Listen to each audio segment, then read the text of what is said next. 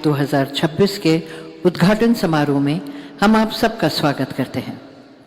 Artificial intelligence शिक्षा परितंत्र में लगातार आने वाली चुनौतियों को हल करने में एक आवश्यक साधन के तौर पर उभरा है।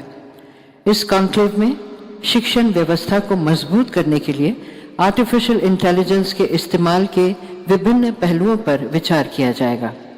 ये कॉन्क्लेव AI इनेबल्ड शिक्षा के लिए एक राष्ट्रीय मंच बनेगा। इस कॉन्क्लेव में भाग लेने के लिए देश भर से केंद्र और राज्य सरकारों, शिक्षा बोर्ड, रेगुलेटरी बॉडीज, शिक्षा के क्षेत्र के वरिष्ठ नीति निर्माता, IITs, IIMs, NITs, CUs के निदेशकगण, शिक्षा के लिए AI में काम करने वाले फाउंडेशंस, जानी मानी एडटेक कंपनियां और स्टार्टअप्स पधारे हैं।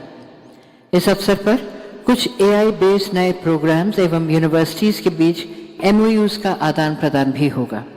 हमारा सौभाग्य है कि आज हमारे बीच मुख्य अतिथि के रूप में उपस्थित हैं श्री धर्मेंद्र प्रधान जी, माननीय केंद्रीय शिक्षा मंत्री भारत सरकार, डॉक्टर सुकांत मजुमदार जी, डोनर तथा शिक्षा राज्य मंत्री भारत सरकार, श्री S कृष्णन, सचिव इलेक्ट्रॉनिक्स और सूचना प्रौद्योगिकी मंत्रालय, श्री संजय कुमार, सचिव स्कूल शिक्षा और साक्षरता विभाग भारत सरकार, डॉक्टर विनीत जोशी, सचिव उच्चतर शिक्षा विभाग भारत सरकार और प्रोफेसर V कामकोटी, निदेशक IIT मद्रास। हम मंच पर उपस्थित माननीय अतिथियों का अभिनंदन करना चाहेंगे। IIT मद्रास के प्रोफेसर मितेश खापरा से निवेदन है, आप कृपया केंद्रीय शिक्षा मंत्री माननीय श्री धर्मेंद्र प्रधान जी का अभिनंदन करें।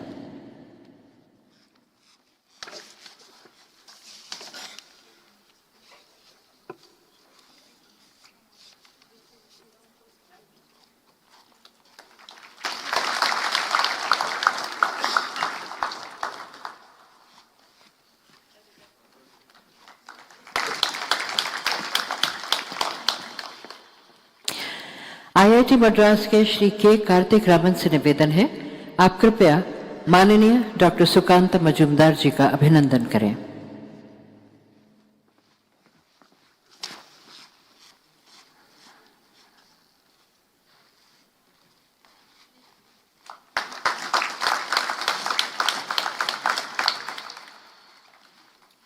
IIT मद्रास के डॉक्टर नंदन सुदर्शन से निवेदन है, आप कृपया श्री S कृष्णन का अभिनंदन करें। वो कुछ ही समय में यहाँ पधारेंगे। IIT मद्रास के डॉक्टर नीति से निवेदन है, आप कृपया श्री संजय कुमार का अभिनंदन करें।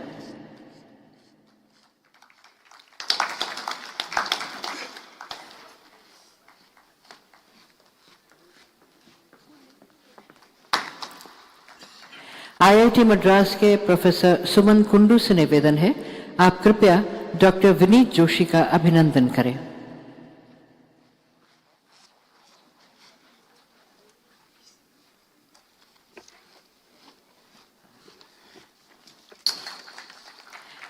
IIT बॉम्बे के प्रोफेसर गणेश रामाकृष्णन से निवेदन है, आप कृपया प्रोफेसर V कामकोटी का अभिनंदन करें।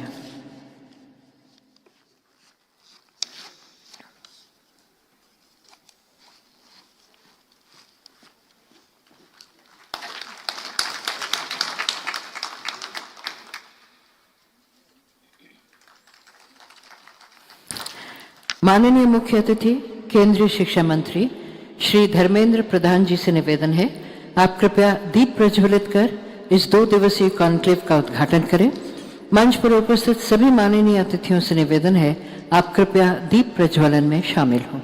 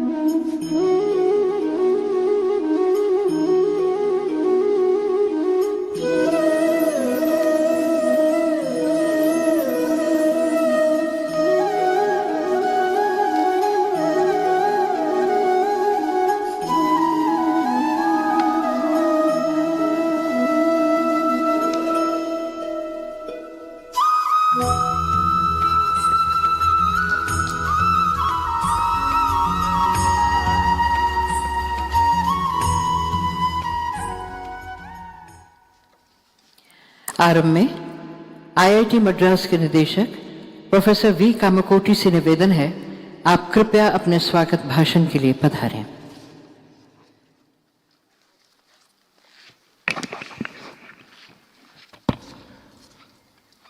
Vande Mataram, a very good morning to all of you. Respected Minister of Education, Sri Dharmendra Pradhan Ji, Minister of State of Education and donor, Dr. Sukando Majumdar Ji, Secretary School Education, Sri Sanjay Kumar Ji, Secretary Higher Education, Sri Vineet Joshi Ji, all academicians, industry professionals, government officials, delegates, and dearest students. It gives me immense pleasure to invite all of you for this historic event, the Bharat Bodhan AI Conclave at this iconic Bharat Mantapam, a pre-summit to the Global AI Impact Summit happening here in the third week of February 2026. This conclave is a very firm step taken by the Ministry of Education, Government of India, in line with the visionary statement of Swami Vivekananda that if the poor cannot afford education, then the education must reach the poor, and amply articulated in the National Education Policy 2020. We believe that AI is the technology that can comprehensively solve this problem. At the outset, I thank the Ministry of Education, Government of India, under the able guidance of our Honorable Minister Sri Pradhan Ji, to have conceived the idea of setting up a Center of Excellence in AI for Education and assigning the responsibility of hosting the Center of Excellence at IIT Madras. On this historic day, Bodhan.ai, a Section 8 not-for-profit company housing the Center of Excellence, will be launched by our Honorable Minister. Friends, we have an immediate need to reach the gross enrollment ratio of 50% by 2035 as envisaged in the National Education Policy 2020. We firmly believe that AI has the potential to solve this problem, creating the most positive impact in the society, democratizing education for all. The Sustainable Development Goal 4 of the United Nations is to provide equitable, accessible, affordable, quality education for all. Bodhan.ai shall work on all these 4 parameters. Given the immediate need, we are very clear not to reinvent the wheel. With that clear intention, we decided to explore the entire landscape of available solutions in our country, to understand what is available, what could be refined, what needs to be built. We intend to provide a sovereign, robust digital public infrastructure for AI in education. Yesterday, a roundtable with founders of 10 startups was organized at IIT Delhi campus, in which our honorable ministers, along with policymakers and regulators, interacted and had a broader understanding of the solutions. Our spectrum spans across kindergarten to +2, to undergraduate, to postgraduate, to doctoral research. It also includes skilling, making it a lifelong learning process. Friends, we have around 120 exhibitors in level 3 of this building, showcasing Bharat's landscape in AI for education. We would like to bring in the best global practices. Keeping this in mind, we formed an international advisory committee, which I am very happy to announce here. We have as chairman Professor Sethuraman Panchanathan from Arizona State University. He is a leader of AI in innovation and inclusivity. We have Professor Ashok Goyal, member, Arizona State University, Human-Centered AI and AI Tutors is a specialization. We have Professor Babak Hojat. He is a member, he is a Chief AI Officer at Cognizant, and he has specialized on agentic AI and conversational intelligence at scale. We have Professor David Poole, member, University of British Columbia, who has probabilistic AI and knowledge representation for learning systems as a specialty. We have the Turing Award winner, Professor Jeff Hellman, the member, CEO of Gradients Corporation, and has developed multiple specialities in foundation of data systems and scalable knowledge infrastructure. We have Professor Mohan Kankanahalli. He is a Deputy Executive Chairman of AI, Singapore National University, and he is also the author of the National AI Strategy and Applied AI Ecosystem. We have Professor Sweta Venkatesh from Deakin University, Australia, who has worked very deeply on AI for social impact and inclusive learning techniques. And Professor Yolanda Gill, Information Sciences Institute at University of South California. She has founded the Symposium on Educational Advances in AI and has specialized in this. So these are the International Advisory Board members. So to my dearest students who are attending from level 4, you are these stakeholders in this effort. You adopting these technologies wholeheartedly, spreading the awareness among your friends and giving candid feedbacks is the most crucial part of this exploration. And we now start with our experiments. In today, our focus will be on attention span and attention to details. And this is how the experiment will be conducted during the next 2 days. There will be 6 online quizzes, one each at the end of each of the 4 technical sessions that will follow this inaugural session. 2 sessions will happen today, that is 12th February, and 2 tomorrow, 13th February. Those will be based on the topics. There will be a quiz, and this quiz will be based on the topics that are discussed during these sessions. At the end of the session, a QR code will be displayed, and once you scan using a smartphone, you should give your name and mobile number. 5 questions will appear. You need to answer in 5 minutes. The top scores with least time taken will be considered, and 2 winners will be selected among them at random and announced as winners. Each of the winner will receive a latest AI-enabled laptop. So listen to the sessions very, very carefully. In addition, at the end of session 2 today and session 4 tomorrow, there will be a quiz based on the exhibition stalls conducted in the same manner.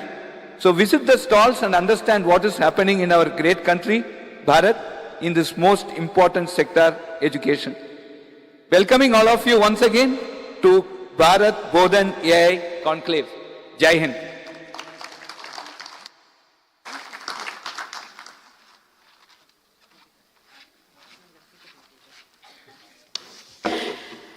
हमारे बीच Shri S Krishnan सचिव मेटे पधार चुके हैं। इस सभागार में हम आपका अभिनंदन करना चाहेंगे।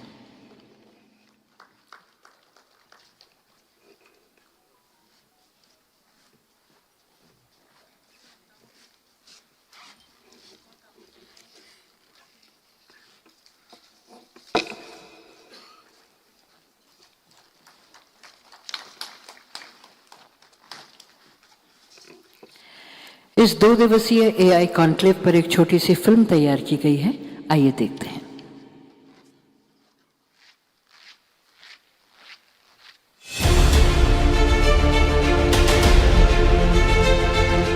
भारत की शिक्षा प्रणाली एक निर्णायक मोड़ पर खड़ी है। आज भारत दुनिया के सबसे बड़े लर्निंग इकोसिस्टम का केंद्र है।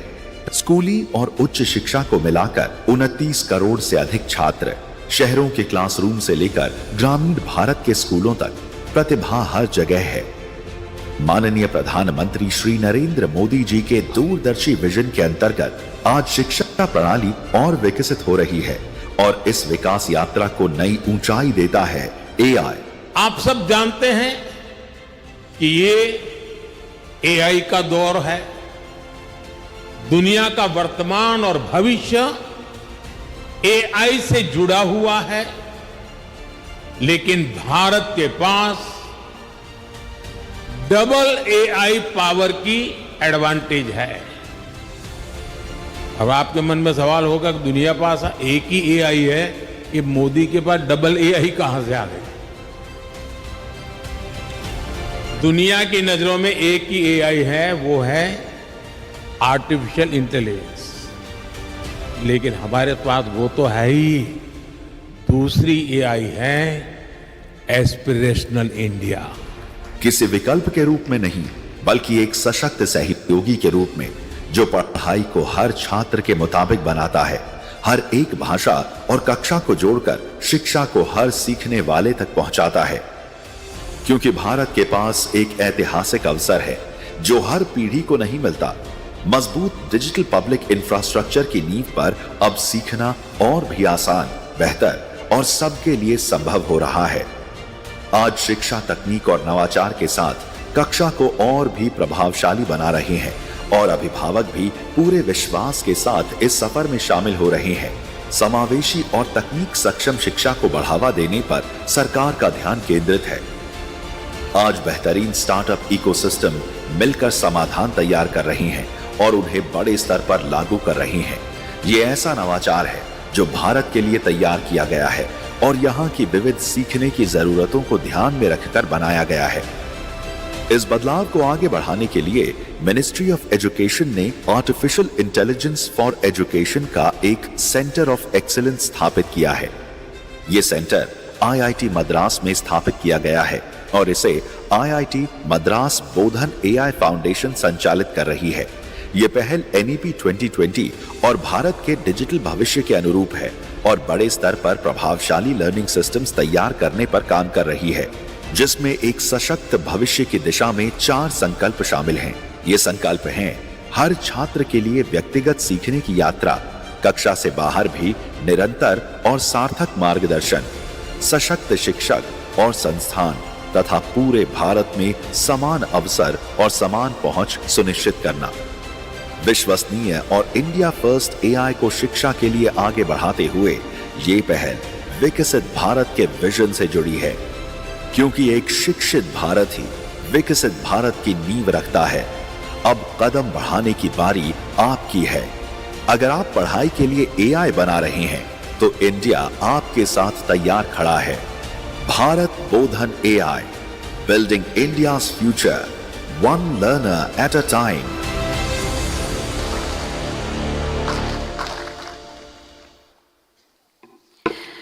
अब मैं डॉक्टर विनीत जोशी, सचिव उच्चतर शिक्षा विभाग, भारत सरकार से निवेदन करती हूं, आप कृपया अपने उद्बोधन के लिए पधारें।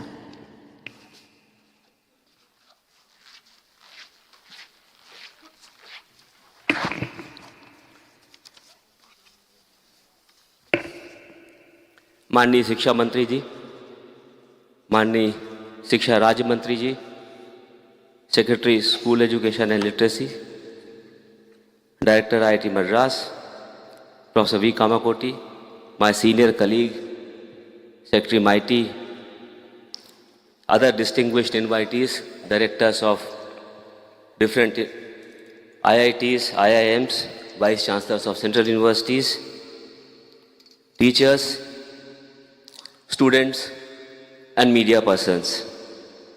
It's a matter of great pride and privilege for me to be here with all of you today on this Bharat Bodhan AI Conclave, which is being organized as a run-up to India AI Impact Summit, which is going to happen from the next week.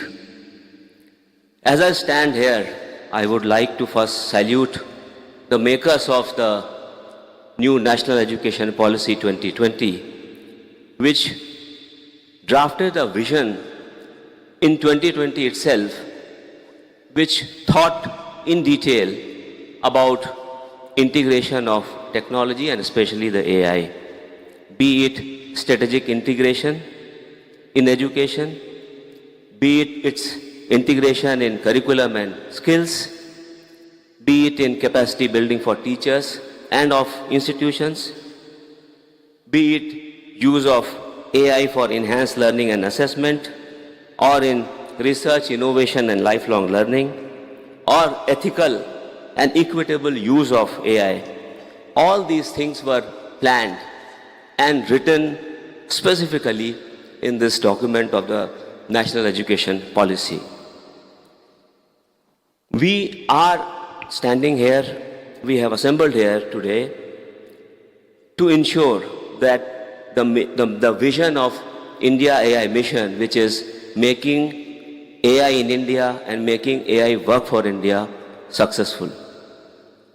We see that the 7 pillars of India AI mission, which relate to providing compute, creating large multimodal models, creating data sets, applications, future skills for AI, making avenues for startups, or ensuring safe and trusted use of AI, all that is part of the National Education Policy 2020.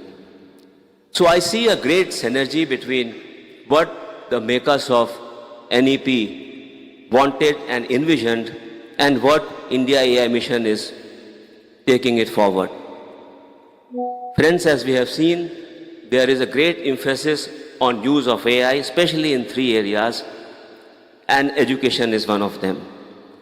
In this backdrop, we are meeting here as a part of Bharat Bodhan AI Conclave 2026, in which all the stakeholders, be it the policy makers from the central and the state government, or the teachers, the students, a general public, as well as those who are makers of AI, all of us have assembled here today, and tomorrow it's a 2-day conclave in which we are going to decide the future directions for Viksit Bharat at 2047. As far as higher education is concerned, all the dimensions, that is of teaching, learning, assessment, governance, research and extension, all these dimensions will need change, and they may need change at a pace which is going to be faster than the pace at which we have changed so far. When we see learning, we have, as far as higher education is concerned, Swayam, Swayam Plus, Swayam Prabha. All these materials will need a change so that they can be more effective and efficient. As far as the learning is concerned, AI has provided an opportunity for personalized learning. But we'll have to see that the advantage of peer learning, the advantage of learning from one another which was available in the classroom, in an active classroom, how do we make best use of AI so that while the learning is personalized, it does not become too personal or to the extent it becomes a solo learning. Similarly, the teaching will also have to undergo a change. Maybe a flipped classroom could be now a reality. We have been talking in education of use of flipped classrooms. With the advent of AI, with the use of AI in education, flipped classroom is going to become a reality now. As far as assessments are concerned, they would also need a change. They would require a lot of creative thinking on the part of the assessors, on the part of the teachers, so that the rote learning, the rote memorization is no longer there, and the students are encouraged to think critically and creatively. AI is also going to help us in governance, in improving governance across the universities and the colleges. As far as the research is concerned, it is also going to become faster.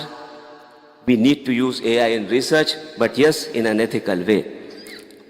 As we stand here today, as we think about what should we be doing, I have 2 asks as far as the higher education department is concerned. We have seen, and we are also going to see it in the coming 2 days, that a lot of applications have been developed by various startups across the country, and we are going to see them. Can we, as a country, develop a use case of AI in an area of education, be it in a different dimension, or be it for the type of people which is different, or for the number of people which is large, where nobody has reached, instead of creating or recreating something which somebody else has done? Can we do something differently? I would look forward to the answer on this. Also, the number of e-learning material that we have available across different states, across different institutions of the country, including the research material that is available, can we quickly adapt it to the new age learner, and can this be available to everybody? Let's say a person or a student who is in the state of Manipur, can he access the material that is available in Tamil Nadu? This will definitely optimize time and resource. It will also make the thought of Ek Bharat, Shresth Bharat in reality. And it will create a place where we will make AI in India and we will make AI work for India. Thank you very much. Jai Hind, Jai Bharat.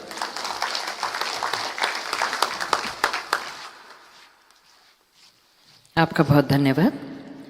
अब मैं श्री संजय कुमार, सचिव school शिक्षा और साक्षरता विभाग, भारत सरकार से निवेदन करती हूँ कि आप कृपया अपने संबोधन के लिए पधारें।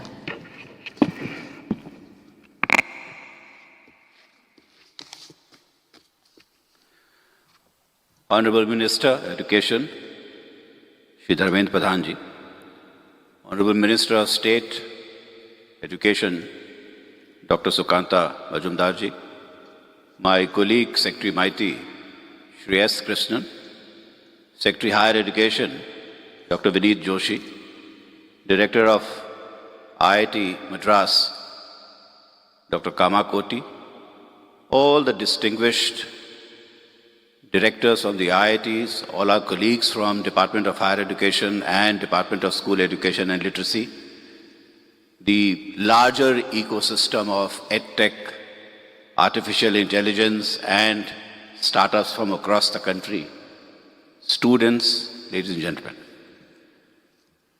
At the outset, I would want to congratulate our Minister for having conceived this two-day Bharat Bodhan AI Conclave 2026 on the eve of India AI Impact Summit, which is going to begin from the 16th.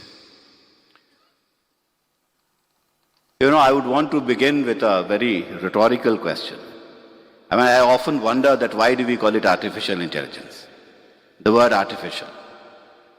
If you see what Alan Turing said that if an intelligence is indistinguishable from a human intelligence, then it is machine intelligence. I was reading and I was told that perhaps it is called artificial because it has been developed by human beings. But I also see that now we are talking about generative artificial intelligence, something which is learning on its own.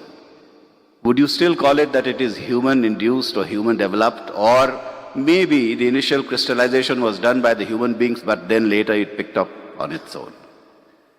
But then having said that, I think the moment you use the word artificial, it appears that it is something very outside the natural intelligence which we often understand. So I'll leave this question. I think during the recess, I'll be very happy to talk to some of you who could probably tell me as to why it is called artificial. You know, I recall last year during the AI Action Summit which took place at Paris, the Honorable Prime Minister posed a question. And the question was that, can you show me someone writing with a left hand? And basic idea was that a large part of these large language models or the neural networks which have developed, they have developed based on the kind of availability which is there, and only 10% of people are left-handers. But then I think even if the Western countries are also not being able to do that kind of a thing, then I think that raises the question of having a sovereign LLM for ourselves. What are we going to do? And I think the AI Impact Summit this time, which is happening in Delhi, and this two-day Bodhan AI Enclave is a right step in developing some kind of a sovereign LLM for ourselves, which is based on the kind of knowledge network, the knowledge base we have, and also being used by us, because data is something which has become extremely important. And everyone is actually looking at data so as to train their LLM models. The second point is the issue of compute, which we are all grappling with. And I think many a times what happens in technology is that the ideas are there, but the capacity to do that is not there. And that creates some kind of a gap. George Boole, the Boolean algebra came in 1850s. And the very idea of digital technology using 0 and 1, that was there in the realm from 1850 onwards. But it was left to Claude Shannon in 1940s to come out with the information theory. And I think what made it possible was the fact that in the late 1940s, the transistors also came. And without transistors, one actually could not have done digital technology. So we had to wait almost about 90 years because we knew what to do, but we did not have the capacity to translate that into action. And I guess same thing happened with artificial intelligence also. We thought of it in 1950s, but we did not have the compute power at all. And this compute power has only come in 2010 onwards, or maybe even 2017 onwards. So I think in India we need to go for compute power and the kind of power it is going to require to run it. A human brain, while I'm talking to you, we are probably using 12 watts of power. Where if the same thing were to be done by an artificial intelligence setup, then perhaps it will require a billion of watts.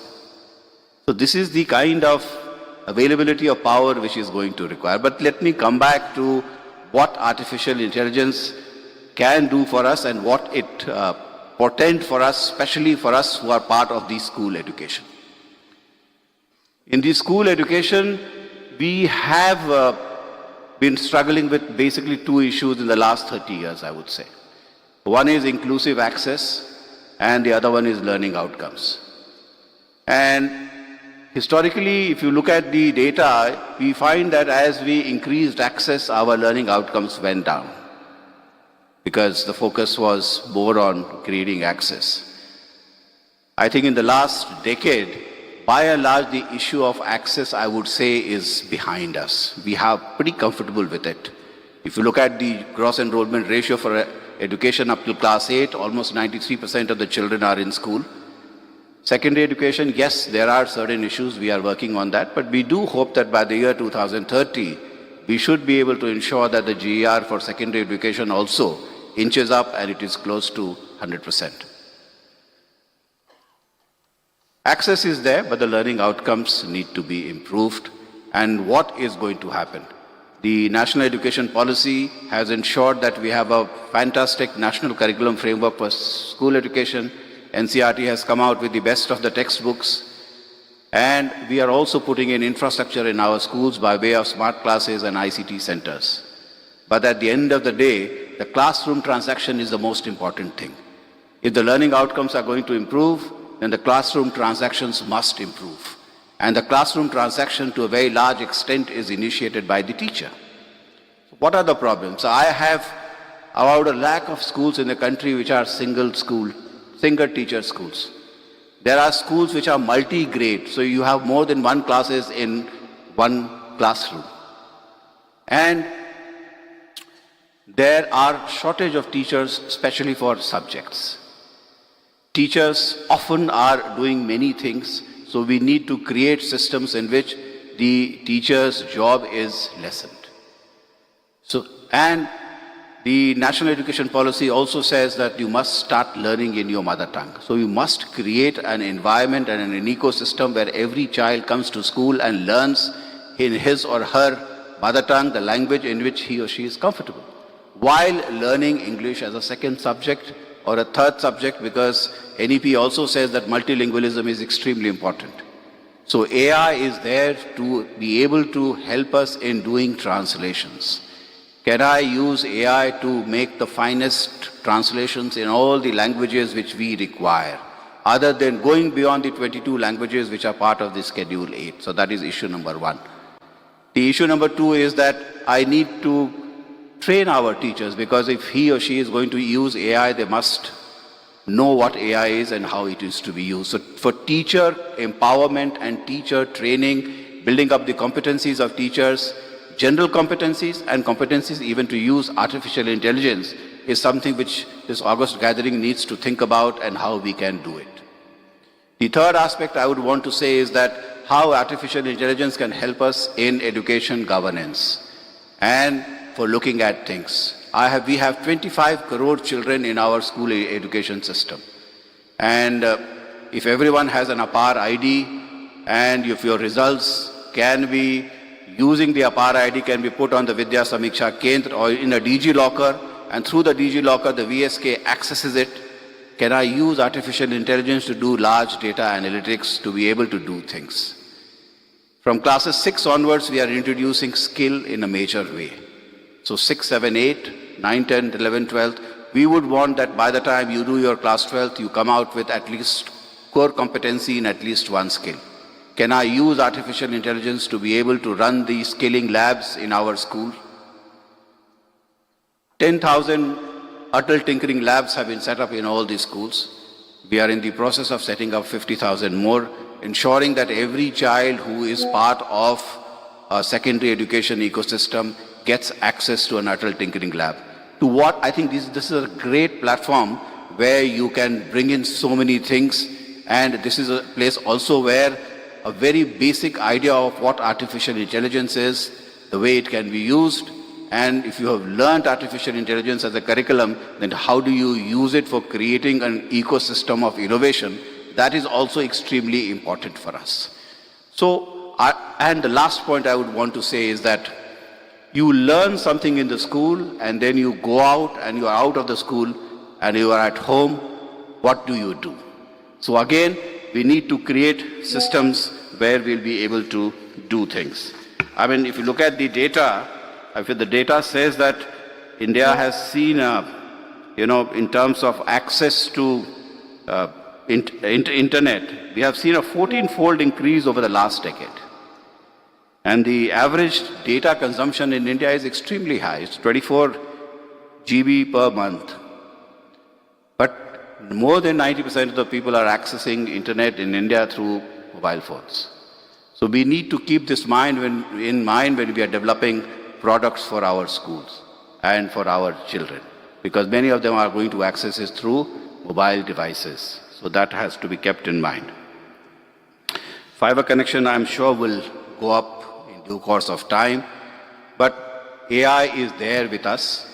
I think we are also a little scared about artificial intelligence, and sometimes I feel that maybe managing the period of transition is always very difficult.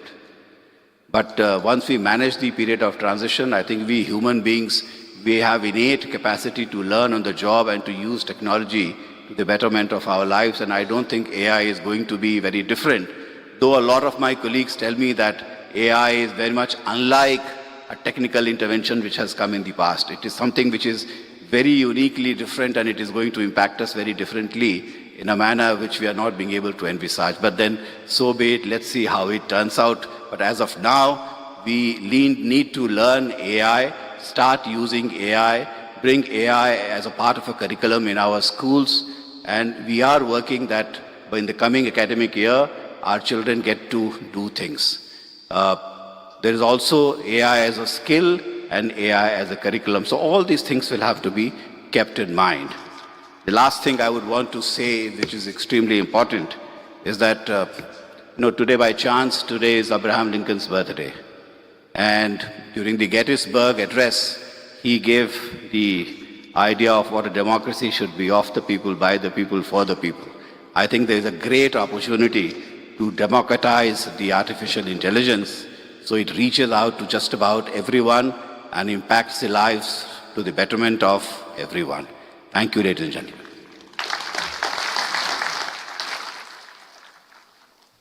आपका बहुत धन्यवाद। अब मैं Shri S Krishnan, सचिव electronics और सूचना प्रौद्योगिकी मंत्रालय, भारत सरकार से निवेदन करती हूं कि आप कृपया अपने उद्बोधन के लिए पधारें।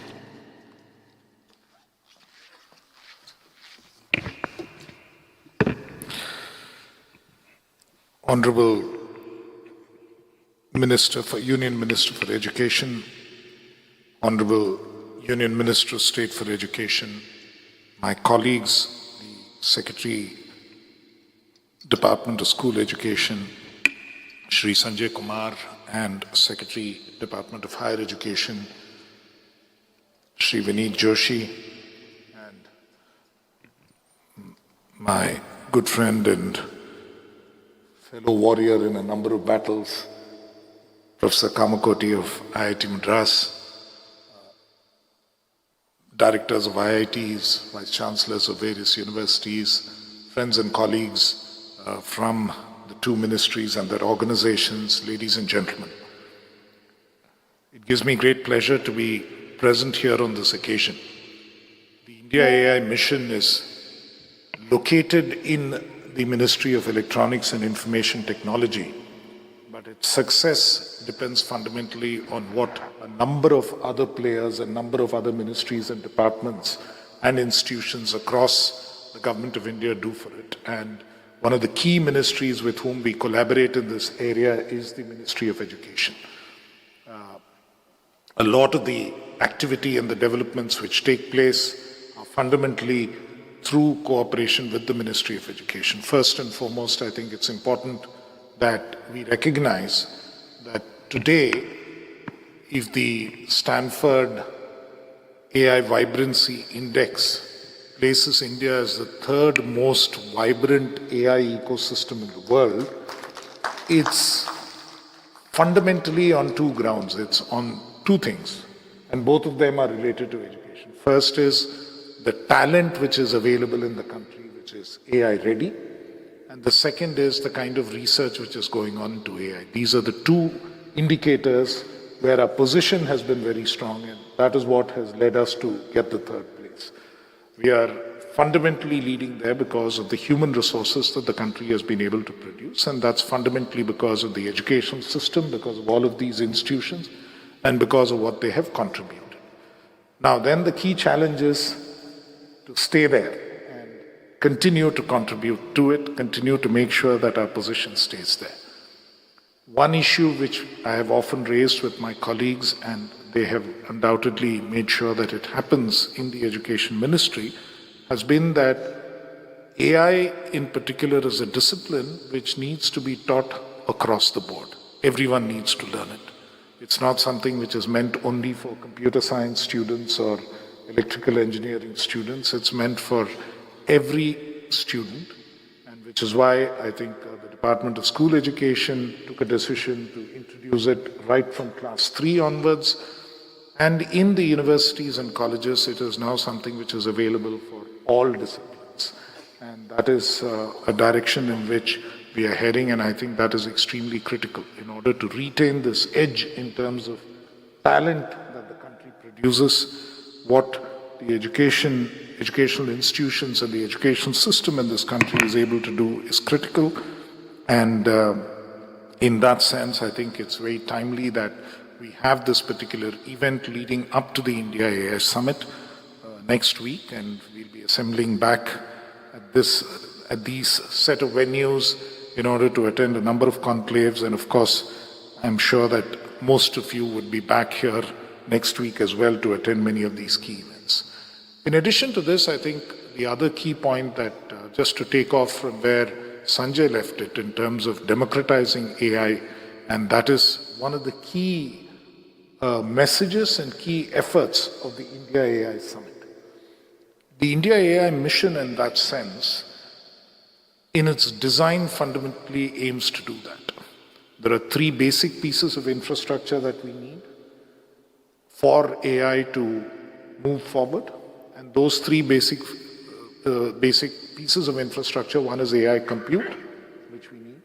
The second is the kind of data based on which you can build models. And the third is the models themselves. And thereafter, you can create applications and everything else that needs to happen. And what the India AI mission is attempting to do is to actually democratize access to all three.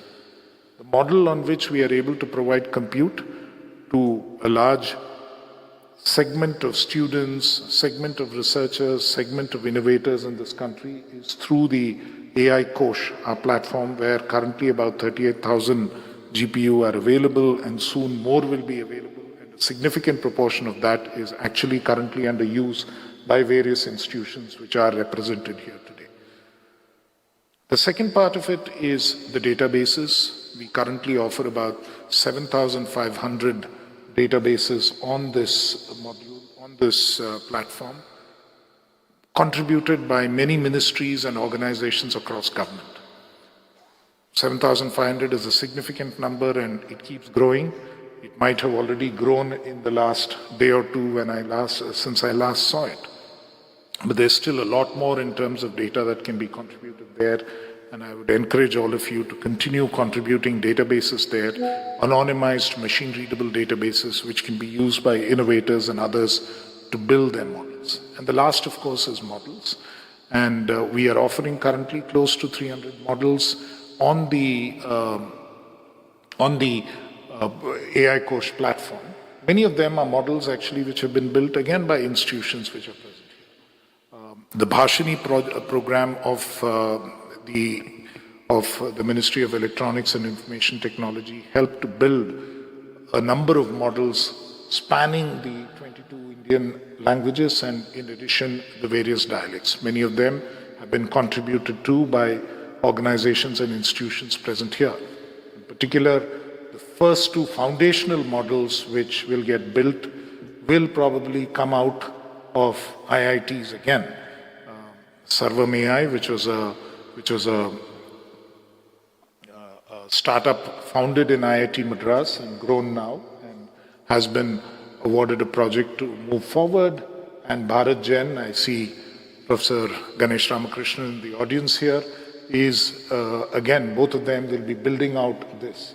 Clearly, IIT Madras and what they have done in this space has meant that we have been able to volunteer IIT Madras as one of the institutions of eminence in this network of institutions which the United Nations wanted us to do, and IIT Madras was the first in that chain, and there have been a significant number of follow-up events relating to that. So what we now see is collaboration across and spontaneous collaboration across a range of institutions and range of organizations within the Government of India to actually build out ecosystem we need for the development of artificial intelligence in this country. And the foundations of that have come basically from mostly our educational institutions. But in the next stage, we have challenges. We have to actually, in order to make AI work for people, and the basic intent here is to make sure that it has impact and it is human-centered, it works for people. And to enable that to happen, we have to build out a huge number of applications, something that Mr. Vineet Joshi also mentioned in his address, that you need to make sure that these applications are showcased, people are able to use them. Next week in the India AI Summit, we have a large number of startup pods fundamentally to make available and allow our startups and others to showcase the kind of applications they've built so that they can be used across the world in different ways, in different forms.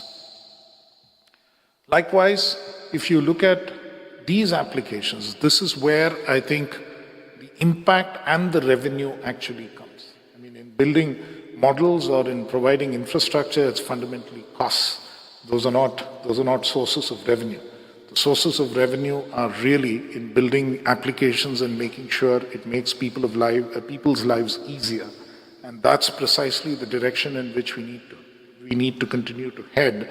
And some of the most successful startups have been incubated and have been put together in the IITs and other educational institutions across the country. And those will really need to take the lead in making sure that we deliver the kind of impact that we want. And the other part of it, honestly, is also about making sure in the middle of all this that we do not run into a situation where the negative or the possible harms of AI start affecting us in a way that we don't want it to. And there, to support effective techno-legal regulation and governance of AI, that is again an area where I think there is considerable contribution that education and research institutions can make and can support, and we would continue to expect that that support would be available in the days to come.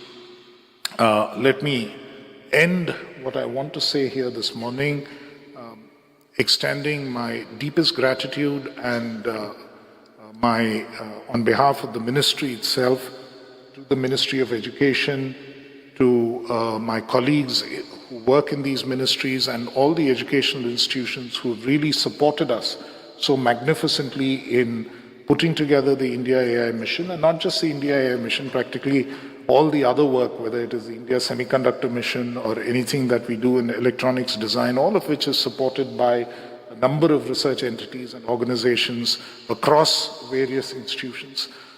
I took last count, we support about 600 projects across various IITs and across various universities.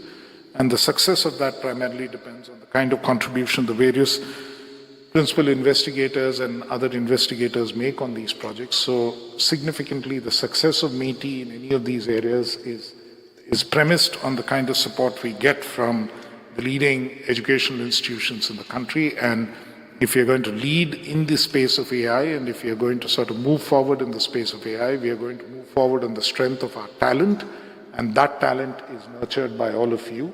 So please do continue to support us, and I think based on your support, we'll take the nation great places. Ultimately, we're going to ride the wave of challenge to really become a Viksit Bharat by 2047. Thank you very much for having me on this occasion.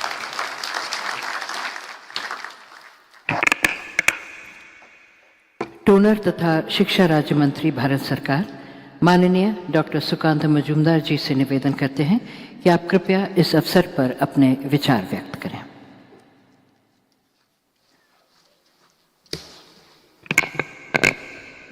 नमस्कार आदरणीय धर्मेंद्र प्रधान जी, माननीय शिक्षा मंत्री, मंचासीन हमारे शिक्षा मंत्रालय के दोनों secretary, higher education secretary Shri Vineet Joshi ji, school education secretary Sanjay Kumar ji, S Krishnan ji MIT के से आदरणीय सेक्रेटरी साहब, उपस्थित डायरेक्टर IIT मद्रास भी कामाकोटी जी, जिनको कुछ दिन पहले पद्म अवार्ड से सम्मानित किया गया, जो हमारे बीच है, respected directors, officials from the ministry, देश के हर हिस्से से आए हुए IIT के और विभिन्न विश्वविद्यालय के माननीय उपाचार्यगण, कुलपतिगण, आज हम एक ऐसी मोड़ पर उपस्थित हुई है जिसमें हम बोधन AI, भारत बोधन AI कॉन्क्लेव में हम उपस्थित हुए हैं, और उस बोधन हमारी संस्कृति में माना जाता है कि it is the awakening of intellect. तो बोधन शब्द का अर्थ यही है, और जब आदरणीय प्रधानमंत्री फ्रांस AI एक्शन समिट 2025 में उपस्थित थे, उन्होंने उस समय एक लैंडमार्क अनाउंसमेंट किया था कि भारत अगले आने वाले समय में इंडिया AI इम्पैक्ट समिट उसका आयोजन करेंगे, और वहाँ पे आदरणीय प्रधानमंत्री जी ने AI को ह्यूमन सेंट्रिक अप्रोच बनाने के लिए उन्होंने जो बोला था, मैं उनको कोट करना चाहता हूँ, AI can help transform millions of life by improving health, education, agriculture and so much more. तो उसको लक्ष्य में रखते हुए आगे आने वाले समय में जब इंडिया AI इम्पैक्ट समिट आयोजित हो रहा है भारत में, उससे पहले हमारा मंत्रालय के तरफ से ये जो समिट का 2 दिन का हमने AI बोधन कॉन्क्लेव का आयोजन किया, ये दर्शाता है कि भारत की एजुकेशन मिनिस्ट्री AI को लेकर कितनी जागरूक है, और हमारा पूरा मंत्रालय कैसे AI जो नई टेक्नोलॉजी है इसके शिक्षा को किस तरीके से इसमें शिक्षा को हर बच्चों तक पहुंचने के लिए इसका इस्तेमाल कैसे हो। जैसे शिक्षा के लिए मुझे जो लगता है सबसे बड़ा चैलेंज है वो पर्सनलाइज्ड लर्निंग। इस तक हम AI के माध्यम से कैसे पहुंच पाए। कल हमारी डिस्कशन हो रहा था और मैं कोरिलेट कर पा रहा था, एक बच्चा जब स्कूल में क्लास में होता है, उसे फिजिक्स या मैथ की कोई प्रॉब्लम जब समझ में नहीं आता तो एक बार क्वेश्चन करने से भी शर्माता है कि सबके सामने अगर वो क्वेश्चन करता है कि मुझे समझ में नहीं आया तो टीचर डांटेगी या टीचर इस तरीके से उनकी तरफ बिहेव करेगी कि उसको लगेगा कि मेरा जो आत्मसम्मान है। और बच्चों में, आजकल के बच्चों में जो जी जनरेशन जिसे बोलते हैं, इनमें तो आत्मसम्मान और भी ज़्यादा है। तो इसका सोल्यूशन कैसे आ सकता है, वो AI हमको दिखाया कि एक पर्सनलाइज्ड लर्निंग की तरफ पहुंचने के जो लक्ष्य है हमारा, उसमें AI बहुत ही हमारे लिए हेल्पफुल हो सकता है। लेकिन सारे सुविधाओं के साथ सारे चैलेंजेस भी आते हैं। AI के साथ मुझे जो लगता है सबसे बड़ा चैलेंज हमारे टीचर्स कम्युनिटी के साथ सबसे बड़ा जो आने वाला है, क्योंकि मैं भी बेसिकली उसी कम्युनिटी से बिलोंग करता हूं, कि how can we attract the people, that is the students, to the classrooms. अभी कामाकोटी जी का मैं वीडियो कल फिर से एक बार देखा कि कामाकोटी जी वहाँ पे IIT खड़गपुर में इंग्लिश में पढ़ा रहे हैं उनके कंप्यूटर साइंस की कुछ तत्व, और उसका हर भाषा में, बांग्ला में हो या हिंदी में हो, तमिल में हो, उसका ट्रांसलेट हो रहा है एज इट इज। लग रहा है कि कामाकोटी जी ही बांग्ला में पढ़ा रहे हैं। इसका दो लाभ है, दो विषय है। एक तो लाभ ये है कि अगर कामाकोटे जी के जैसा फिजिक्स टीचर मुझे फिजिक्स पढ़ाता 12 में, तो मेरा फिजिक्स का मार्क्स और भी ज्यादा होता। बांग्ला में पढ़ाते हो, वो AI कर सकते हैं बांग्ला में। लेकिन चैलेंज ये है कि अगर कामाकोटी जी का जैसा टीचर बांग्ला में फिजिक्स मुझे ऐसे पढ़ाएंगे तो मैं स्कूल क्यों जाऊंगा?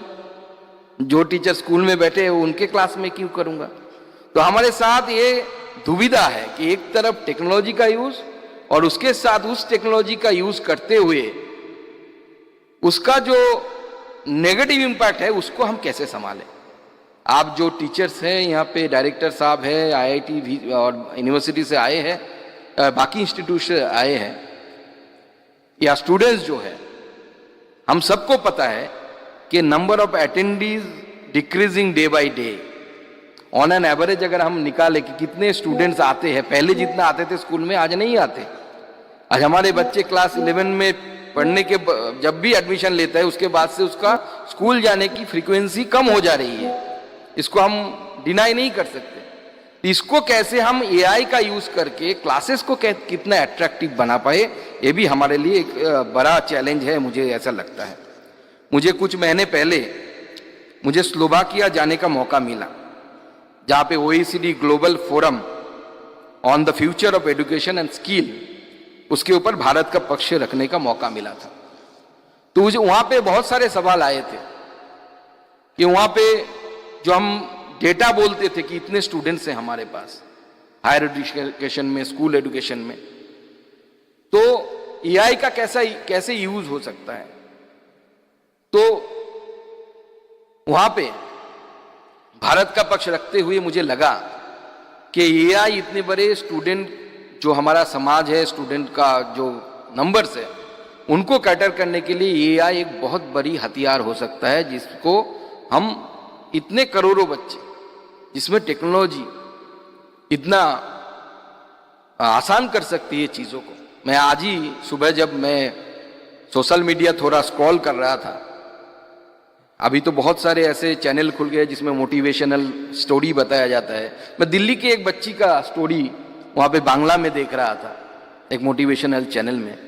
एक बच्ची बिहार से आती है यहाँ पे और दिल्ली के रास्ते में मोमो की दुकान बनाकर वो मोमो की दुकान में मोमो बेचने का काम करती है। और यहाँ पे उसी के साथ साथ छोटी सी एक टूटी हुई मोबाइल पे वीडियो देखती है और पढ़ती है, और उसके साथ साथ 2023 में नीट भी क्वालिफाई कर जाती है। ये टेक्नोलॉजी का उस अच्छा दिख है जिसको यूज करके हम यहाँ तक पहुँच सकते हैं। आगे AI इसको और भी बेहतर करेगा, ऐसा मुझे लगता है। और स्लोवाकिया में भी मैंने जिसमें पार्टिसिपेट किया था, मुझे ऐसा लगा कि AI आर्टिफिशियल इंटेलिजेंस है, इंडिया के लिए ये एडवांटेज इंडिया भी हो सकती है। इतनी सारी भाषाएं, इतने सारे कल्चर, इस सब को एक साथ लेने में AI बहुत ही उपयुक्त हो सकती है। लेकिन इसको हर कोने तक कैसे पहुंचाएं? जैसे हमारी आदरणीय शिक्षा मंत्री धर्मेंद्र प्रधान जी के नेतृत्व में शिक्षा मंत्रालय ने आगामी आने वाले जो सेशन है 2026-27, उसमें इस यूनिवर्सल मैंडेटरी यूनिवर्सल स्किल के रूप में क्लास 3 ऑनवर्ड से ही हमने AI को अपने सिलेबस की भाग किया। इसमें मुझे लगता है कि डेमोक्रेटाइजेशन ऑफ द AI, इसमें हम अचीव करने में बहुत सफलता मिल सकती है। इससे स्कूल से ही बच्चे इसके बारे में जागरूक हो और इसके बारे में उनको आइडिया हो जाए और उसको कैसे आगे आने वाले समय में यूज कर पाए, इसकी पूरी धारणा हमारे बच्चों में आगे आने वाले समय में हो सकती है। और लास्ट में सिर्फ इतना ही कहूँगा मैं कि मुझे लगता है कि हमारी इस दुविधा में, मतलब एक तरफ एक टेक्नोलॉजी का यूज़ और एक तरफ इस टेक्नोलॉजी का जो खराब दिख है या जो भी हमारे लूप होल्स है, डिसएडवांटेजेस है, इसमें सामंजस्य लाने के लिए हमें सेफ एआई की तरफ बढ़ने चाहिए। What is safe AI? Where A stands for secure, A stands for accountable, F stands for fair and E stands for empowering। इसी के साथ आगे बढ़े। जय हिंद, जय Bharat.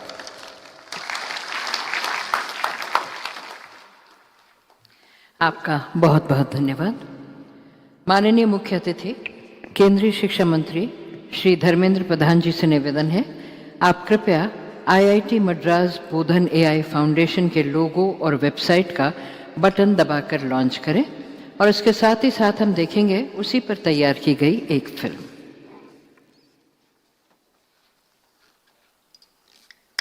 Education in India has shaped generations of thinkers and institutions. Today, it operates across classrooms, universities, and digital environments. As education expands at scale, complexity increases, making intelligence that connects these systems essential. Bodhan AI answers that need. That intelligence takes form. Across multiple cultures, the swan has symbolized wisdom, discernment, and clarity of thought. The three nodes represent the core principles that shape Bodhan AI as an education-focused intelligence. Learners and educators at the center. AI that supports teachers, empowers students, and strengthens the human relationship at the heart of education. Inclusion through language. AI that enables education across Indian languages, ensuring access and understanding for every learner. Open, interoperable scale. An OpenStack interoperable AI ecosystem that integrates with existing systems and scales education nationwide. Bodhan AI, building India's future, one learner at a time.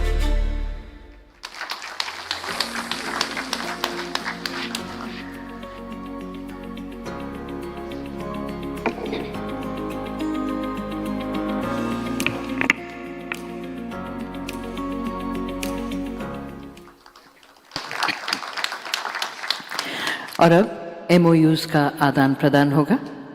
IIT Bombay और Columbia university के बीच MOU exchange किया जाएगा।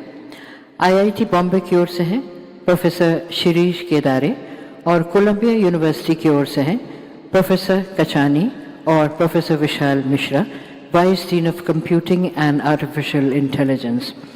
आप तीनों से निवेदन है, आप कृपया MOUs के आदान प्रदान के लिए मंच पर पधारें। आपकी जानकारी के लिए हम आपको बताना चाहेंगे कि शिक्षा मंत्रालय ने 4 अलग अलग AI सेंटर शुरू किए हैं और इसी कड़ी में IIT बॉम्बे और कोलंबिया यूनिवर्सिटी USA मैन्युफैक्चरिंग में AI सेंटर बनाने के लिए एक साथ आ गए हैं। ये Columbia IIT Bombay AI for manufacturing center एक जॉइंट रिसर्च और ट्रांसलेशन सेंटर होगा, जिसका उद्देश्य है रियल वर्ल्ड मैन्युफैक्चरिंग के लिए मजबूत, स्केलेबल और ह्यूमन सेंट्रिक AI सिस्टम बनाना।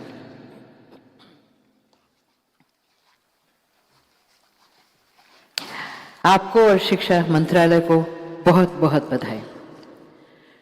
आज इस अवसर पर IIM लखनऊ लॉन्च कर रहे हैं एक 4 वर्षीय BS degree in AI and business analytics, 2 वर्षीय post graduate degree in technical MBA और एक 5 वर्षीय इंटीग्रेटेड BS और technical MBA degree. IIM Jammu और Asian Institute of Technology Bangkok दोनों इंस्टीट्यूट मिलकर MBA in AI and business analytics की degree launch कर रहे हैं और IIM Ranchi centre for teaching with AI launch कर रहे हैं। केंद्रीय शिक्षा मंत्री माननीय श्री धर्मेंद्र प्रधान जी से निवेदन है, आप कृपया बटन दबाकर इन तीनों का विमोचन करें।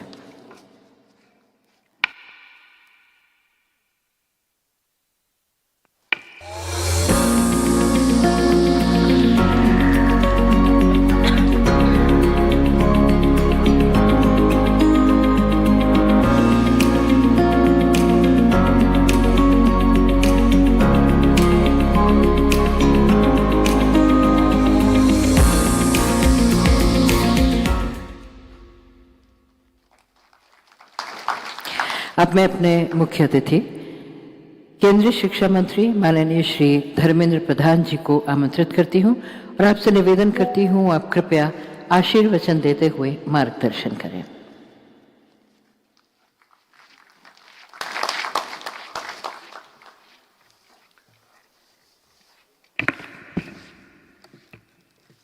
नमस्कार।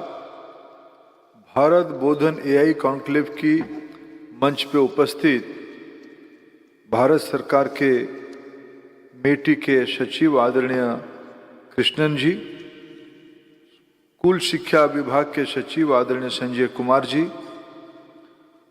हायर एजुकेशन डिपार्टमेंट के सेक्रेटरी डॉक्टर विनीत जोशी जी और इस बोधन एआई के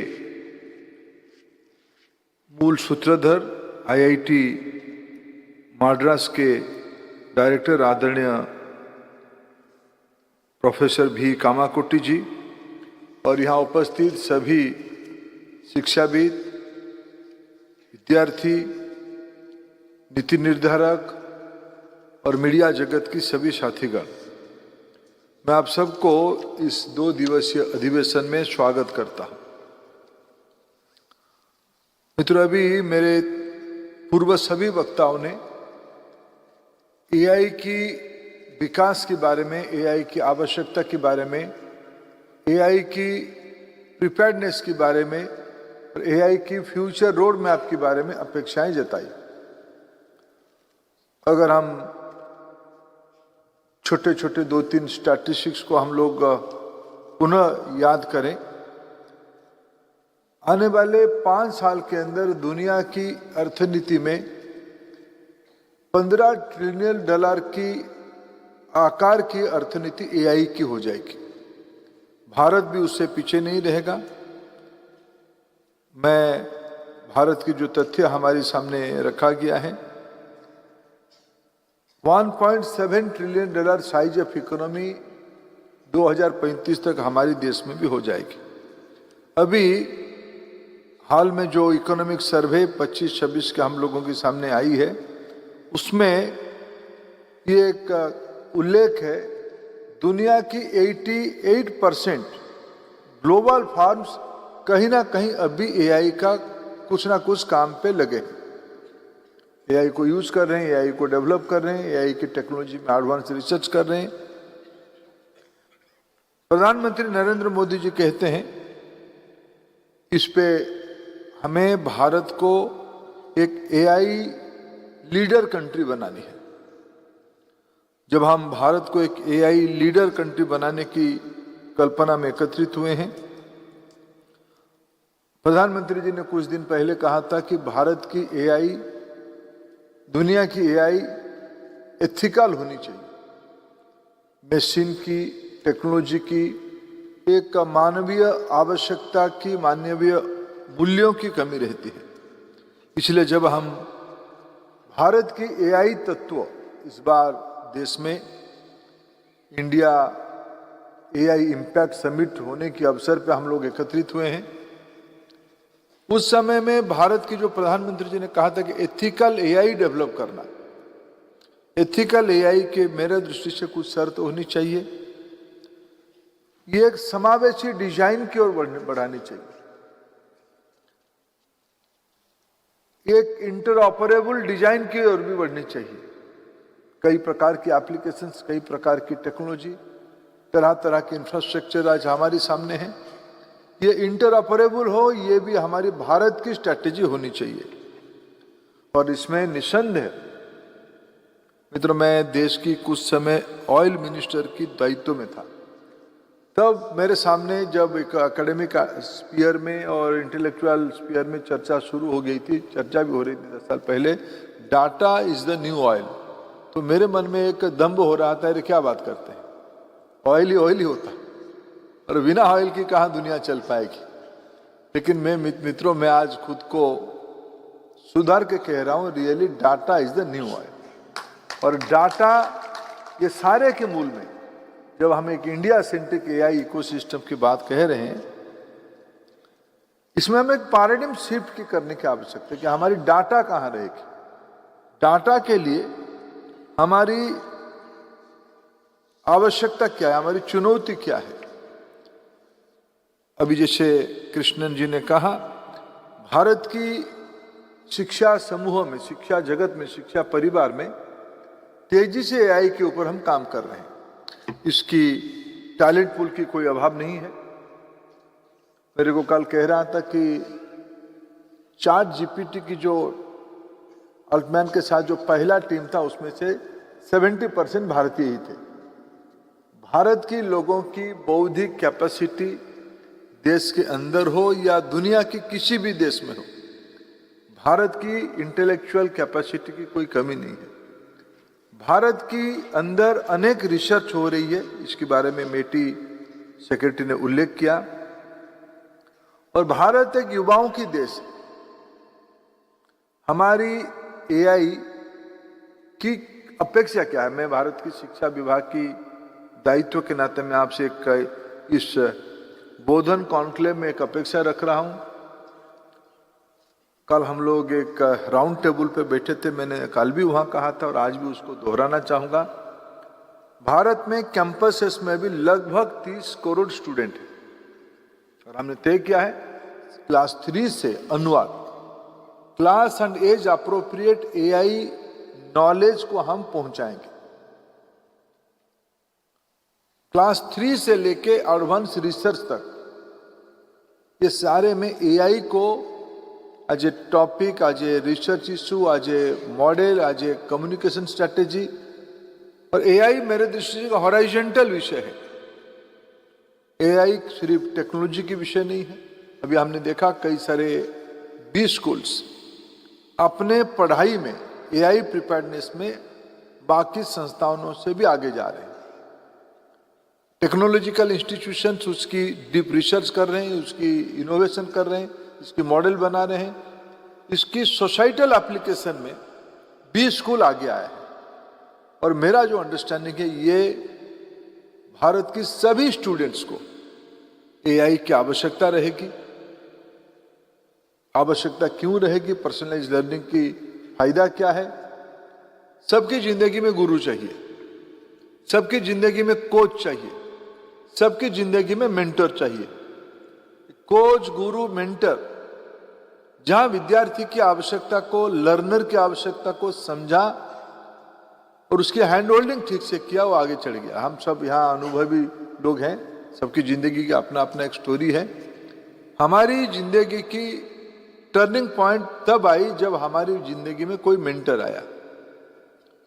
मित्रों, भारत में वो थॉट प्रोसेस है, मशीन प्लस इमोशन दोनों को मिला के अगर हम एक एआई मॉडल बनाते हैं, एआई आर्किटेक्चर खड़ा करते हैं, तब हम दुनिया की एक बहुत बड़े ताकत बन सकते हैं। मैंने कहा 30 करोड़ विद्यार्थी हमारी कैंपसेस में। हमारी देश की वर्कफोर्स की नंबर है 55 करोड़। ऐसे वर्किंग एज ग्रुप में देश में लगभग 90 करोड़ लोग हैं, 900 मिलियन। उनमें से काम कर रहे हैं 550 मिलियन, 55 करोड़ लोग। ये लगभग 57%, 58% है। अगर हमें डेवलप्ड इकोनॉमी होना है तब हमको इस परसेंटेज को बढ़ा के 75 करना है।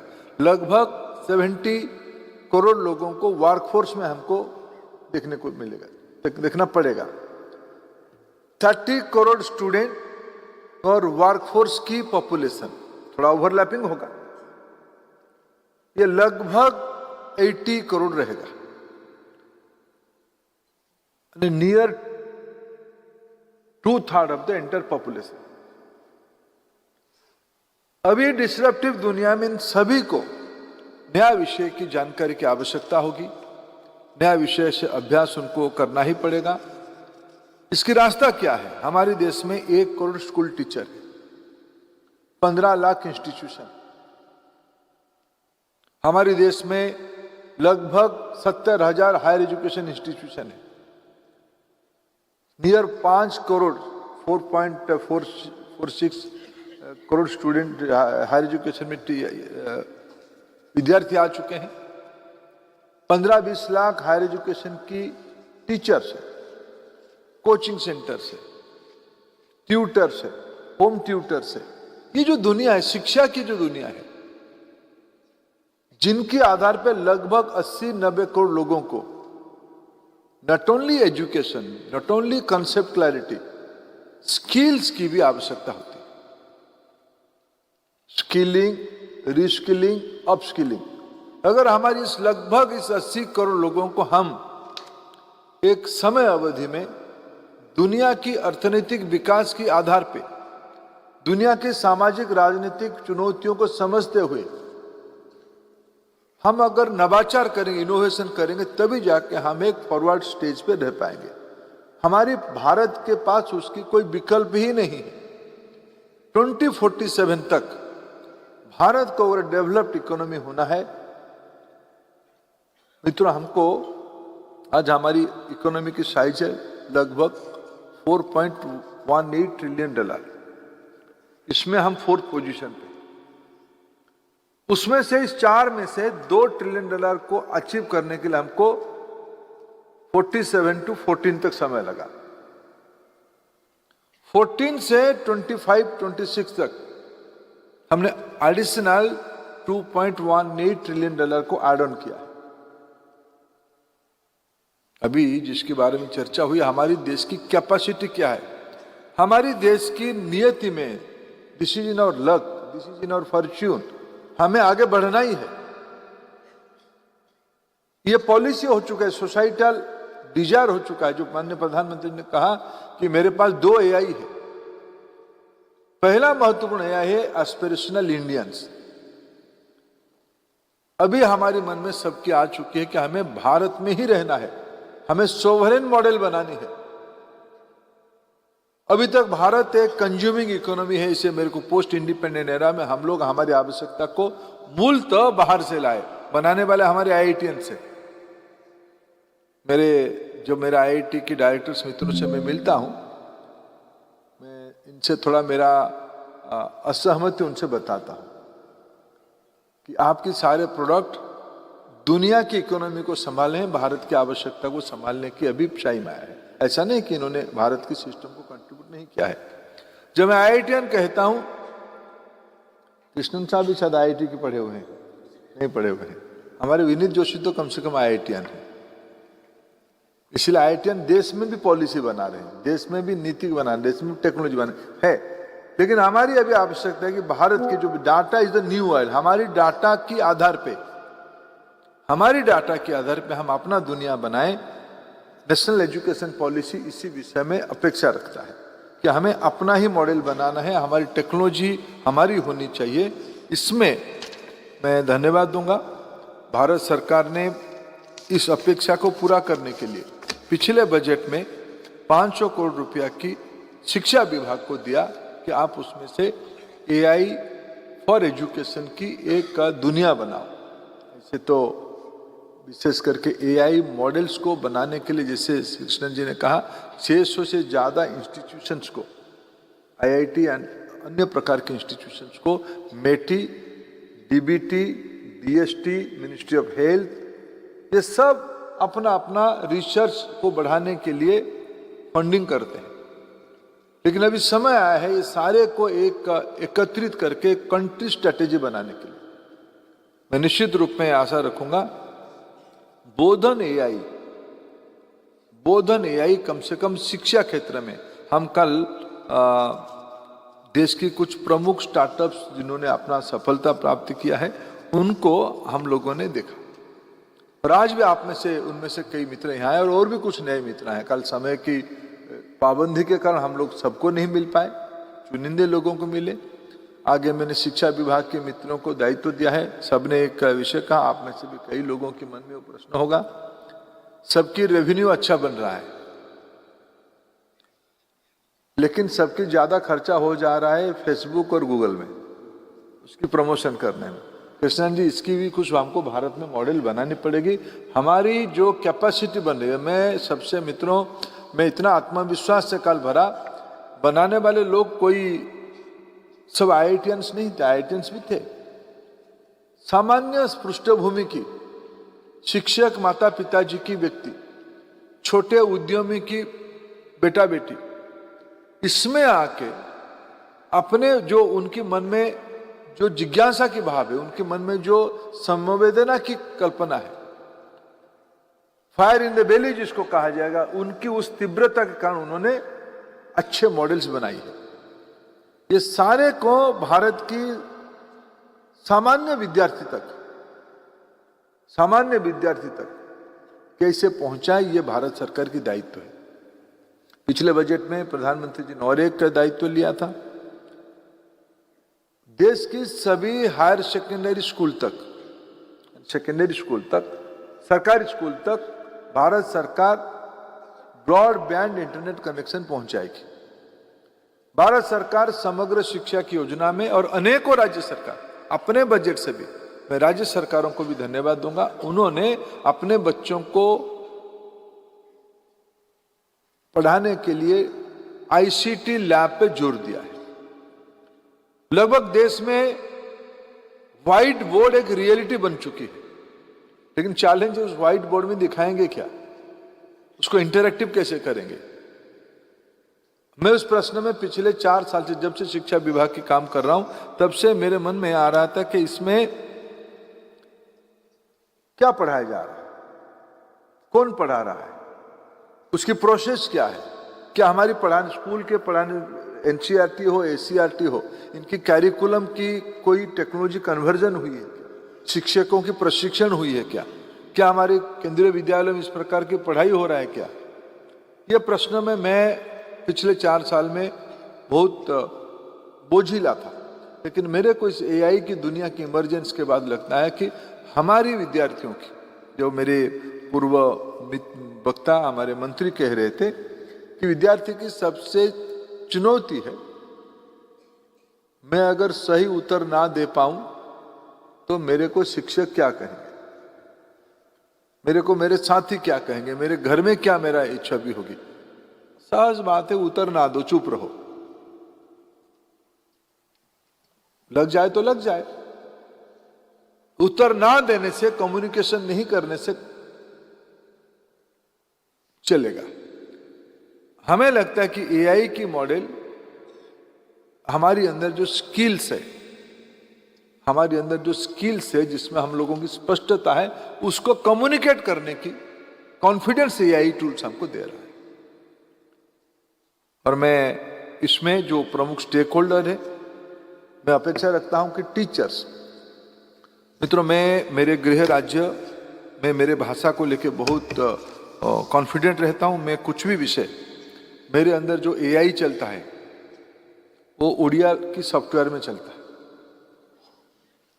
मैं अभी हिंदी में आपसे बात कर रहा हूं तो मैं मूलतः सोचता हूं उड़िया में, कभी कभी मैं इंग्लिश में कम्युनिकेट करता हूं तो मैं सोचता हूं उड़िया में, थोड़ा उसको फिर फिनिशिंग करता हूं, फिनिशिंग टच देता हूं हिंदी में, फिर उसको शब्द ढूंढता हूं इंग्लिश में। इसलिए इस प्रकार की मॉडल में हमारे स्टेक होल्डर कौन है? हमारे स्टेक होल्डर टीचर। हमने उड़ीसा में अभी एक मॉडल बनवाने का कोशिश किया है, उड़ीसा के अधिकारी उस काम पे लगे हैं। उसको मैं चाहूंगा कि बोधन एआई उसकी सबसे पहला सॉल्यूशन दे। देश में नई शिक्षा नीति लागू हो रही है। नई शिक्षा नीति लागू होने क्या हो रहा है? एनसीईआरटी ने और अनेकों एससीईआरटी ने एनसीएफ नेशनल कैरिकुलम फ्रेमवर्क के अनुयायी नया किताब बना चुका है, नया टेक्स्ट बुक भी आ चुका है। टेक्स्ट बुक को विद्यार्थी तक ले जाने के लिए टीचर्स कैपेसिटी की रीओरिएंटेशन की आवश्यकता होती है। अभी व्यवस्था है एनसीईआरटी, एससीईआरटी, डाइट और स्कूल, ये 4 लेयर स्ट्रक्चर है। अब इन सारे इकोसिस्टम को एक समय के हिसाब से किताब आ चुका है, किताब में नया कॉन्सेप्ट आ चुका है, नया अप्रोच आ चुका है। कॉन्सेप्ट वही पुराना है लेकिन नया अप्रोच आ चुका है। उसको एक यूनिफॉर्म और पर्टिकुलर टाइम फ्रेम में कैसे विद्यार्थियों, शिक्षकों को कैसे पहले समझाए। अभी हमने अपेक्षा रखा है कि भाई एकदम उड़ीसा में लगभग 45 लाख स्टूडेंट उसमें अफेक्ट होंगे। मैं केस स्टडी बता रहा हूं, 1,67,000 टीचर्स उसमें इन्वॉल्व रहेंगे। 1,67,000 टीचर्स को 45 लाख स्टूडेंट्स के लिए अप्रैल के पहले हमको तैयारी करना है। चलो अप्रैल को थोड़ा हम टाइम एक्सटेंड करके जुलाई तक ले सकते हैं। तब जाके 45 लाख स्टूडेंट्स की एक नई अप्रोच आएगी। इस प्रकार की इंस्ट्रूमेंट बनाने के लिए एआई काम पे आएगा। ये तो मैंने केस स्टडी ही कहा। हमारी एनआईओएस और any kind of open university, हमारे कांजीलाल मैडम जी हैं इग्नो के, इन दोनों से मेरा अपेक्षा रहेगा आप इस एआई टूल को यूज करके आपकी जो ओपन और डिस्टेंस लर्निंग मैकेनिज्म है, और एआई के समय में है कि जो मैंने टूल्स कुछ देखा, कुछ एप्लीकेशंस देखा, nothing is distance, nothing is distance. ये तो सब रूबरू हो रहा है, आमने सामने बैठ के बात कर रहा है, गपशप हो रहा है, जिज्ञासा समाधान हो रहा है। हम अपने देश की बच्चों को उसमें से वंचित नहीं कर सकते हैं।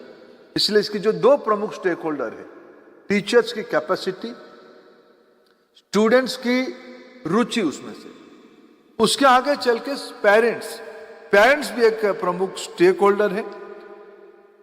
स्कूल की जो एडमिनिस्ट्रेशन है, कॉलेज की जो एडमिनिस्ट्रेशन है। अभी मैंने कल दिल्ली आईआईटी में था, दिल्ली आईआईटी की डायरेक्टर साहब मेरे को एक डॉक्यूमेंट दिए। उन्होंने कहा कि पिछले कई सालों से हमारी एल्यूमिनी की परफॉर्मेंस अप्राइजल रिपोर्ट ये है। मैंने उनको कहा कि एआई टूल में से उसको ढूंढा होगा, बोला हाँ नहीं ढूंढा है। मित्रों, हमारे पास खजाना है, ज्ञान की अथाह भंडार है, लेकिन इसको काम पे कैसे लाएंगे? उसकी कंप्यूटेशन, उसकी एनालिटिक्स करना, उसको डिलीवरी करना, उसको समझ लाने की स्तर पे लाना, ये सबसे चैलेंज। मेरे को लगता है एआई टूल हमें थोड़ा उसमें से मदद कर पाएगी। मित्रों, जैसे मैंने कहा कि हमें एक आत्मनिर्भर भारत की शर्त है। हमारी व्यवस्था, हम जैसे मैंने कहा, हमें कंज्यूमिंग इकोनॉमी है। हमारे इंडस्ट्री में कुछ अच्छा हुआ तो हम सर्विस सेक्टर में अच्छे किए। हमें लेकिन अभी आवश्यकता है हमारी खुद की टेक्नोलॉजी बने, हमारी सोवरेन मॉडल बने। दुनिया की जो इमर्जिंग टेक्नोलॉजी में कई लोग कहते हैं कि भारत कम से कम 15 साल पीछे है एआई की इकोसिस्टम पे। लेकिन भारत की जिस प्रकार की टैलेंट पूल है, भारत की जिस प्रकार की साइज है, उसमें जो केस स्टडी बनेगा, फाइनल इसकी रॉ मटेरियल क्या है। मैं टेक्नोलॉजी का आदमी नहीं हूं, लेकिन मैंने जितना इसमें एक मेरा कंसेप्ट को मैंने समझा हूं, इसकी सबसे पहला शर्त है ज्यादा डाटा। ज्यादा डाटा प्रॉम्प्ट होगा, ज्यादा रिपोजिटरी बनेगी, रिच रिपोजिटरी बनेगी, तब इसकी सूक्ष्मता और बढ़िया होगा, स्पष्ट होगा। भारत के पास जितना जिज्ञासु डाटा है, जिसको प्रधानमंत्री जी ने अपने शब्द कहा एस्पिरेशनल इंडियंस है, यही एआई को सक्सेस कराने में अन्य देशों से सफल होगा। हम अपना मॉडल बनाएंगे, हम रेस्पॉन्सिबल मॉडल बनाएंगे, एथिकल मॉडल बनाएंगे, और उसमें हमारी सफलता मिली है हमको। हम आज दुनिया में आधार डाटा दुनिया की केस स्टडी बनी, हमारी हेल्थ की आभा केस स्टडी बनी, हमारी अपार आईडी शिक्षा एजुकेशन इंस्टीट्यूशन की केस स्टडी बनी है। डिजी लॉकर एक बेस्ट मॉडल दुनिया में हो चुका है। हमारी यूपीआई, अगर दुनिया में आज 1 रुपया की ट्रांजैक्शन होता है डिजिटल प्लेटफॉर्म में, उनमें जो 50 पैसा केवल भारत में होती है। 50% डिजिटल ट्रांजैक्शन भारत में हो रहा है। ये सब हमारी टैलेंट की रिफ्लेक्शन है। तो आज हम आइए, हमारा आवश्यकता है बोधवन एआई की। आज लॉन्चिंग के समय में आज हमने जो और एक एमओयू किया आईआईटी बॉम्बे एंड और कोलंबिया यूनिवर्सिटी। कुछ दिन पहले कोलंबिया यूनिवर्सिटी की कुछ प्रमुख नेतृत्व हमको मिलने आए थे, उनके साथ बॉम्बे आईआईटी का अंडरस्टैंडिंग हुई। एआई सिर्फ लैंग्वेज नहीं, एआई सिर्फ क्लासरूम तक सीमित नहीं रहेगा। एआई देश की प्रोडक्टिविटी बढ़ाने के लिए हमें दुनिया के साथ इस प्रकार की बेस्ट प्रैक्टिस के साथ मिलकर काम करने की आवश्यकता है। मैन्युफैक्चरिंग में एआई की क्या मदद होगी, उसके लिए कोर्स कैसे बनेगा, उसके लिए डिलीवरेबल मॉडल्स कैसे बनेगा, इसमें हमारे आईआईटीज भी काम करना शुरू किए। हेल्थ केयर में एआई की काम कैसे होगी, हमारे कई आईआईटीज ने उसमें काम कर रहा है। आईआईसी बेंगलुरु उसमें एडवांस काम कर रहा है, कई सारे एनआईटीज उसमें काम कर रहे हैं। मैं तो अपेक्षा रखूंगा हमारी सारे, इस बार कृष्णन साहब हमने एआई इम्पैक्ट समिट की पूर्व तैयारी में मेरे ख्याल से भारत की एक लाखों स्कूल में एआई के बारे में ओरिएंटेशन किया गया। लगभग सभी टेक्नोलॉजिकल इंस्टीट्यूशन में मेरी जानकारी में 600 से ज्यादा एआईसीटी एफिलिएटेड इंस्टीट्यूशन में व्यवस्थित एआई के ऊपर वर्कशॉप किया गया है। लगभग सभी आईआईटी एनआईटीज में एआई के ऊपर एडवांस काम हो रहा है। एआई इम्पैक्ट समिट को ध्यान में रखते हुए वर्कशॉप भी किया गया है। देश में एक एआई कॉन्शियसनेस डेवलप हुई है। मैं अपेक्षा रखूंगा हमारे आने वाले दिनों में एक एजुकेशनल स्टैक बढ़ाने के लिए आप सब उसके एक्सपर्ट्स हो। यूपीआई जैसे डिजिटल ट्रांजैक्शन की एक डिजिटल पब्लिक इंफ्रास्ट्रक्चर बनी है। हमारे देश में इंफ्रास्ट्रक्चर, टेक्नोलॉजी और एप्लीकेशन स्टेज में बीट एंड पीसेस में कुछ ना कुछ काम हो रहा है और इस बार इम्पैक्ट समिट उसको और एक नई ऊंचाई तक निश्चित रूप में लेने वाला है। प्रधानमंत्री जी इस विषय के लिए कमिटेड है और ग्लोबल लीडरशिप भी हमारे साथ उसमें आ ही रहा है। लेकिन मैं आप सबको अपील करना चाहता हूं, सब मिलकर हम लोग एक डीपीआई बनाए जिसमें हमारी अपेक्षा क्या है। देखिए, देखो, संपन्न लोग तो अपने एक ही मॉडल पे उसको चला सकते हैं। सरकार की दायित्व है भारत की सभी बच्चों को क्वालिटी एजुकेशन उनकी स्कूल तक पहुंचाए। गांव में दूरंत इलाका में रहने वाला टीचर ये दूर नहीं है। कुछ दिन पहले मेरे साथ मेरे दोनों शिक्षा सचिव थे। हम लोग एक एस्पिरेशनल जिले में बैठे थे, देश की कोई एक एस्पिरेशनल जिले में बैठे थे। उस इलाका का शिक्षा समीक्षा, उच्च शिक्षा और स्कूल शिक्षा की समीक्षा करने जा रहे थे। हम लोग उनको ज्यादा समझाने के मूड में थे। हमने कहा कि देखो, एआई आ रहा है, एआई की प्रिपेयरनेस करना पड़ेगा। वहाँ की एक यंग डिस्ट्रिक्ट एजुकेशन ऑफिसर बड़ा नम्रता के साथ कहे, सर हमको 2 मिनट दीजिए। हम थोड़ा टाइम हो रहा था, हम थोड़ा फास्ट कर रहे थे। नहीं सर 2 मिनट दीजिए। उसके आग्रह देख के हमने कहा चलो क्या दिखाना चाहते हो दिखाओ। उन्होंने एक ट्राइबल डोमिनेटेड डिस्ट्रिक्ट था, एस्पिरेशनल डिस्ट्रिक्ट था, ट्राइबल डोमिनेटेड डिस्ट्रिक्ट था। वहाँ उस जिले में लोकल लैंग्वेज, वहाँ का जिला की लैंग्वेज एक आदिवासी लैंग्वेज है। छत्तीसगढ़, उड़ीसा, आंध्र की सीमा वाला इलाका था वो। एक लोकल ट्राइबल लैंग्वेज, बहुत चर्चित लैंग्वेज, भतरा करके एक ट्राइबल कम्युनिटी रहते हैं बस्तर के इलाका में। भतरी उस लैंग्वेज है। उस ब्लॉक डिस्ट्रिक्ट एजुकेशन ऑफिसर ने एक वीडियो हमको दिखाया ट्रांसलेशन की, भतरी लैंग्वेज की। एक नेचुरल सीन की वो वीडियो था। झरना जा रहा है, नदी है, पेड़ पौधे हैं, चिड़िया आवाज दे रही है और एक उस इस सारे सीन को भतरी भाषा में कोई इंटरप्रेट कर रहा है और उड़िया सबटाइटल आ रहा है। हमने उनको पूछा, हमारी जितना अंडरस्टैंडिंग हुआ हमने उसको पूछा, इसको तुमने कहाँ बनाया, कैसे बनाया, शूटिंग किया? केवल नहीं सर शूटिंग नहीं, हमें एआई को पूछा, एआई हमको बना के दे दिया। ऐसा नहीं कि देश की टैलेंट पूल प्रिपेयर्ड नहीं है। इसलिए प्रधानमंत्री ने सही कहा कि एस्पिरेशनल इंडिया उसको तैयारी कर रहा है। हम जो इसकी समूह बैठा है और उसमें एक मेरा अपेक्षा तो रहेगा एक डीपीआई बने और एक दूसरा अंतिम अपेक्षा रहेगा। मैं बड़ा कॉन्फिडेंट हूँ इसकी भाषा को। अभी तक मैंने जितना लैंग्वेज देखा, जिसकी सारी जो मॉडल देखा, मॉडल एक मूड में है कि हमारे देश के नौजवानों को कॉन्फिडेंट बनाना है, हमारे देश के नौजवानों को एम्प्लॉयबल बनाना है। इसीलिए ये एआई की लैंग्वेज टुवर्ड्स इंग्लिश है। मैं उसको आपत्ति नहीं कर रहा, मैं बिल्कुल उसकी समर्थन में हूं। लेकिन मेरा अपेक्षा रहेगा ये टुवर्ड्स भारतीय लैंग्वेज हो। आप विश्वास करिए, भारत की गांव में जो टेक्नोलॉजी की स्किल्स पड़ा है, जो ट्रेडिशनल नॉलेज की विजडम पड़ा है, वो अपने अपने भारतीय भाषाओं में। अभी इस बार मैंने जिसके बारे में अभी सुकांत जी कहे थे, इस बार सर्वभम ने अभी माननीय प्रधानमंत्री जी मन की बात की संबोधन देश को हर एक महीने में करते हैं। अभी पहले उसका ट्रांसलेशन आधा घंटे के बाद आता था और दूसरे किसी की वॉइस में आता था।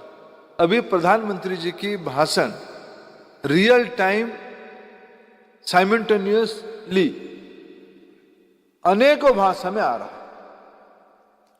इस बार बजट में वित्त मंत्री जी जब इंग्लिश में बजट स्पीच पढ़ रही थी, उसी समय में कन्नड़ और हिंदी में भी उस बजट स्पीच को रियल टाइम ट्रांसलेशन हो रहा था। ये एआई है। मैं पूरा विश्वास रखता हूं कि भारत की जो ज्ञान भंडार है, अगर ये अपने अपने भाषा में, अगर मैं आने वाले दिनों में, मैं मानता हूं मैं सबसे स्पष्टता से मेरे मन की बात को, क्योंकि मेरे जो समझ है कोई भी विषय पर, उस समझ को मैं उड़िया भाषा में ही कह पाऊंगा। थोड़ा बहुत मैं हिंदी भाषा में और बढ़िया से कह पाऊंगा, इंग्लिश भाषा में उस कह पाऊंगा, लेकिन मैं इतना कॉन्फिडेंटली उसको खुद को प्रकाश नहीं कर पाऊंगा। लेकिन ये टेक्नोलॉजी हमको लगता है कि एक समाधान दे रही है। मैं किसी भी विषय में कहूं, सुनने वाला व्यक्ति जिस विषय में सुनने चाहेगा उस भाषा में मेरे आवाज में भी सुन सकता है। यह सबसे एक बड़ा पैराडिम शिफ्ट होने वाला है। अगर हम प्रारंभिक दिनों में भारत की शिक्षा जगत से जुड़ी हुई लोगों को एक इस प्रकार की दुनिया से जोड़ें, भाषा उनकी बैरियर ना बने, उनकी क्लैरिटी ऑफ थॉट्स और उनकी कम्युनिकेशन स्किल्स, इसमें वो आत्मविश्वासी हो जाए, मैं सबसे ज्यादा आशावादी हूं। एआई इस विषय में हमें विकसित भारत की ओर ले जाने में एक बहुत बड़ा मददगार कदम होगा। इस 2 दिन की वर्कशॉप में, 2 दिन की इस कॉन्क्लेव में निश्चित रूप में हमें एक डीपीआई बनाने की बात हो, या हमें टेक्नोलॉजी, इंफ्रास्ट्रक्चर और एप्लीकेशंस के नए नए मॉडल्स के बारे में अपना आइडियाज और अपना एक्सपीरियंस को शेयरिंग करने की बात हो, इस कलेक्टिव विजडम निश्चित रूप में भारत को एक नई ऊंचाई तक ले जाएगा। आप सबको बहुत बहुत धन्यवाद। आप सब यहाँ आए और इस कॉन्क्लेव को सफल बनाए। धन्यवाद।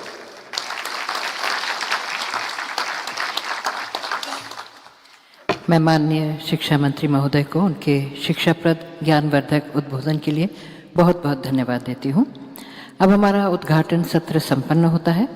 भारत सरकार के शिक्षा मंत्रालय की ओर से मैं माननीय मुख्य अतिथि और विशिष्ट अतिथियों को आभार व्यक्त करती हूँ कि आपने हमारे लिए अपना बहुमूल्य समय निकाला। हम आपको बताना चाहेंगे कि 3री मंजिल पर प्लीनरी हॉल के बाहर 120 स्टार्टअप्स, फाउंडेशंस और सरकारी संस्थानों ने अपने स्टॉल्स लगाए हैं, जिसमें यह दर्शाया गया है कि शिक्षा में कैसे एआई या टेक्नोलॉजी का इस्तेमाल किया जा सकता है। मंच पर उपस्थित माननीय मुख्य अतिथि और विशिष्ट अतिथियों से मैं निवेदन करती हूँ कि आप कृपया इस प्रदर्शनी को ज़रूर देखें। अभी आप लोग से निवेदन है, आप कृपया थोड़ी देर अपने स्थानों पर ही रहें।